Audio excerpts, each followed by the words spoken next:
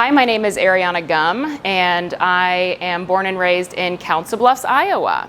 I have been at Lumos for 11 months. It feels like it's only been a couple of months, but I love it, and time flies, and it's almost a year. So what keeps me coming back is the progress that I see week over week, month over month.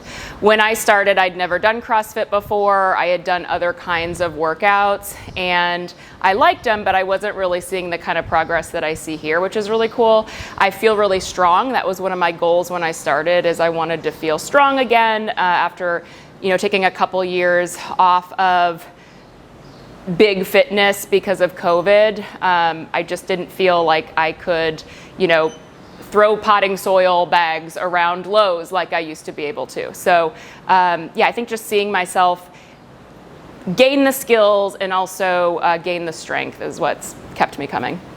So big wins for me this cycle. This was actually a pretty big cycle for me because I was able to do consistent toes to bar for the first time ever. I've never in my life been able to do that.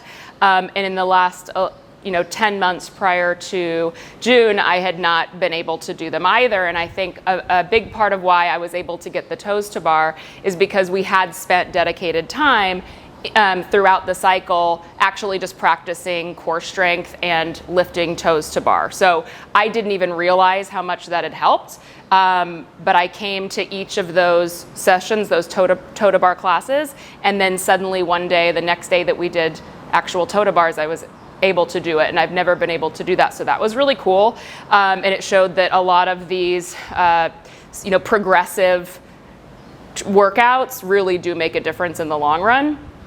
And I would say another big thing for me this last cycle was being able to scale the number of pull-ups that I do. So I was able to start doing pull-ups, kipping pull-ups, probably 6 months ago, but it wasn't until this cycle, and I think it also had to do with doing that crazy Murph workout at the beginning or at the end of May going into this month, and then also some of the strength training we had done for just the strict banded pull-ups that was really helpful. So I think I was able to do like 90 pull-ups the other day in a workout, which was insane. I don't know how, but it was great. So some people that I'd like to shout out, I would say Coach Jesse and Coach Rob this last cycle both helped me practice my butterfly pull-ups.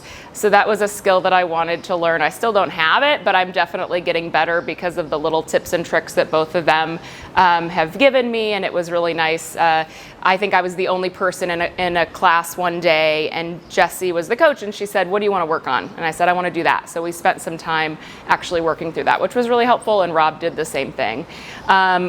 I'd also like to shout out a couple of workout buddies from the last month. So Angela and Ashley and I had a very great evening where we had come to the gym, but class was canceled, so instead we went drinking. And that resulted in me getting an avocado tattoo. So shout out to them. Really appreciate that team camaraderie. So another shout out I would give is to Brittany, who teaches the Saturday yoga class, and I guess also to Noah for coordinating us having a free yoga class.